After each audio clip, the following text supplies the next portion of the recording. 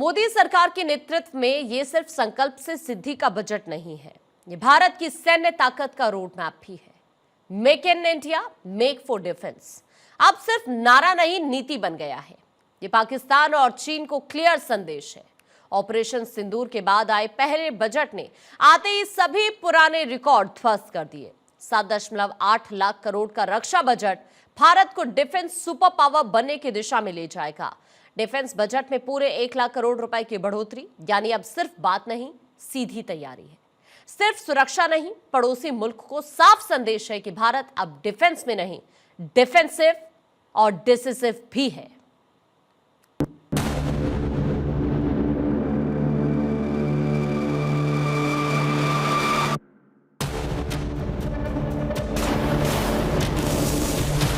Civil and defense aviation.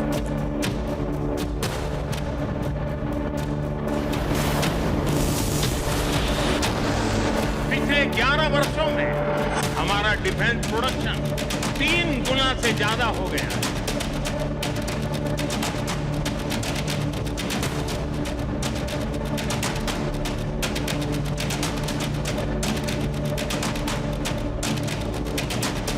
New India का budget धुरंधर, धाक जमाएगा defence sector.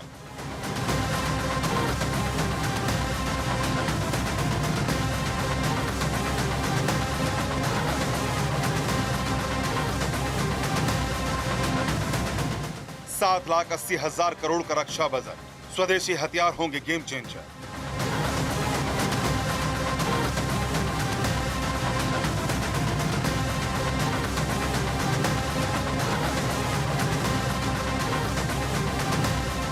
Bharat का दुनिया पर दबदबा, दुश्मन की निकलेगी हवा।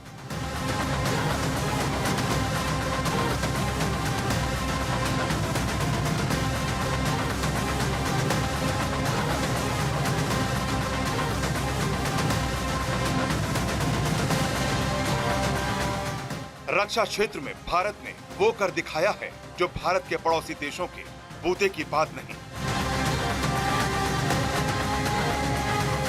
खासकर वो पाकिस्तान जो कर्ज के दम पर सांसें गिन रहा है,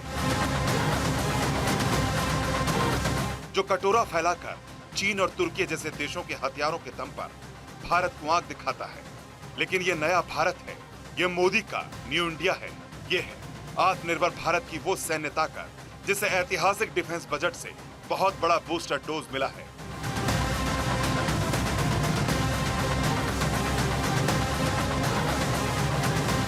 अब जल थल नभ से होगा दुश्मन पर सबसे प्रचंड प्रहार। पाकिस्तान देख ले, दुनिया देख ले, नए भारत की ये वो डिफेंस पावर है जिसकी ताकत में ऐतिहासिक इजाफा होने वाला है। पाकिस्तान के खिलाफ ऑपरेशन सिंदूर की कामयाबी के बाद यह पहला डिफेंस बजट है और पहले से ही माना जा रहा था कि इस ऑपरेशन के बाद सरकार सेनाओं के लिए कुछ बड़ा करने वाली है। और वो आज पेश हुए आम बजट में साफ दिखाई दिया है। केंद्रीय बजट में मजबूत भारत के लिए वित्त मंत्री निर्मला सीतारमण ने डिफेंस सेक्टर में बढ़ती भारत की धाक को ध्यान में रखते हुए बड़े ऐलान किए हैं। बजट में रक्षा मंत्रालय को 2026-27 के लिए 7,80,000 करोड़ रुपए आवंटित किए हैं। ये बजट बीते साल के मुकाबले 21% ज्यादा है। पिछले साल का डिफेंस बजट 6,81,000 करोड़ रुपए था। इस बार के रक्षा बजट में 2.19 लाख करोड़ रुपए कैपिटल बजट है, जिसमें रिकॉर्ड 22% की बढ़ोतरी की गई है। वहीं रक्षा मंत्रालय सिविल के लिए 28.5 करोड़ रुपए, डिफेंस सर्विसेज रेवेन्यू के लिए 3.65 करोड़ रुपए और रक्षा पेंशन के लिए 1.71 करोड़ रुपए आवंटित किए गए हैं। अपने भाषण में निर्मला सीतारमण ने डिफेंस सेक्टर की यूनिट्स की ओर से मेंटेनेंस, रिपेयर या ओवरऑल यानी कि किसी भी मशीन, इंजन या सिस्टम की पूरी तरह से जांच करना, उसे मरम्मत करना और खराब पुर्जों को बदलकर उसे नया आकार देना है। डिफेंस सेक्टर्स में जरूरत के लिए इस्तेमाल होने वाले एयरक्राफ्ट के पार्ट्स बनाने के लिए इंपोर्ट किए जाने वाले कच्चे माल पर बेसिक कस्टम ड्यूटी माफ करने का भी प्रस्ताव दिया है। I propose to exempt basic customs duty on components and parts required for the manufacture of civilian training and other aircrafts. It is proposed to exempt basic customs duty on raw materials imported for the manufacture of parts of aircraft to be used in maintenance, repair or overall requirements. रक्षा मंत्री राजनाथ सिंह ने भी रक्षा budget को 2047 तक भारत को आत्मनिर्भर बनाने की दिशा में अहम कदम करार दिया है। साथ ही ये बजट पीएम नरेंद्र मोदी के आत्मनिर्भर भारत के दृष्टिकोण की मजबूत नींव रखने वाला है, जो भारत को 2047 तक आत्मनिर्भर और विकसित बनाएगा।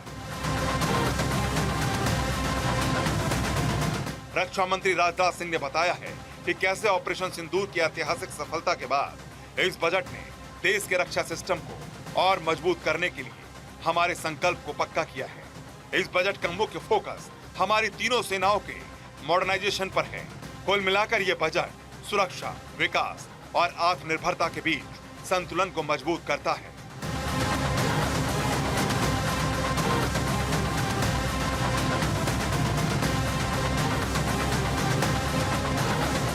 बजट में रक्षा क्षेत्र के लिए 7.85 लाख करोड़ रुपए का प्रावधान किया गया है।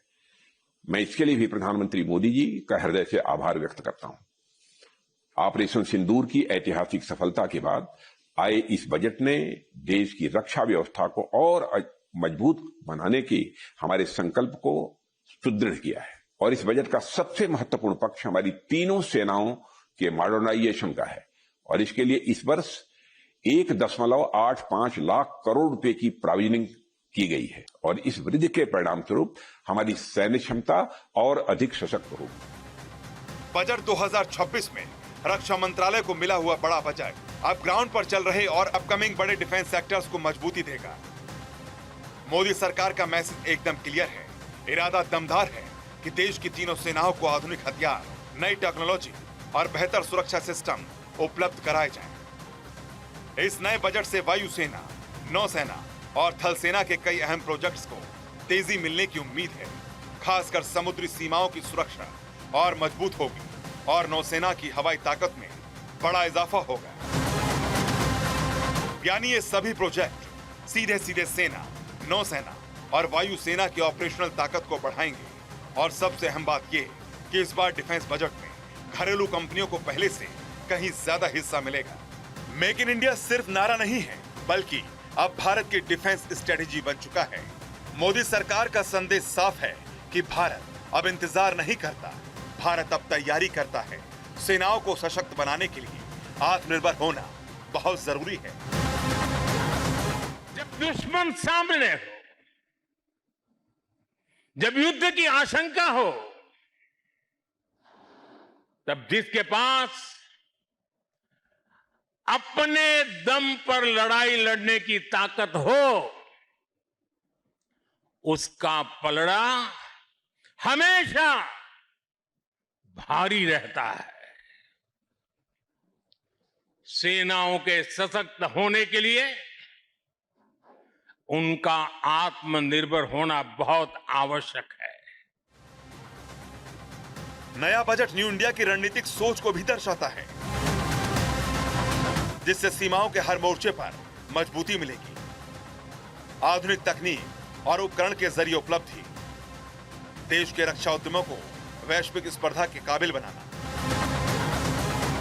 यह सिर्फ बजट नहीं, यह भारत की राष्ट्रीय सुरक्षा का नया विजन है, जो भविष्य की चुनौतियों को भी तैयार करता है।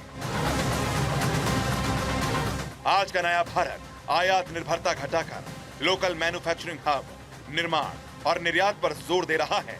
मोदी सरकार ने मेक इन इंडिया और डोमेस्टिक प्रोडक्शन को प्राथमिकता देने के लिए रक्षा खरीद में indigenously designed, development and manufactured को सबसे ऊपर रखा है, जिससे स्वदेशी कंपनियों को और एमएसएमई को भी बड़े ऑर्डर मिलते हैं।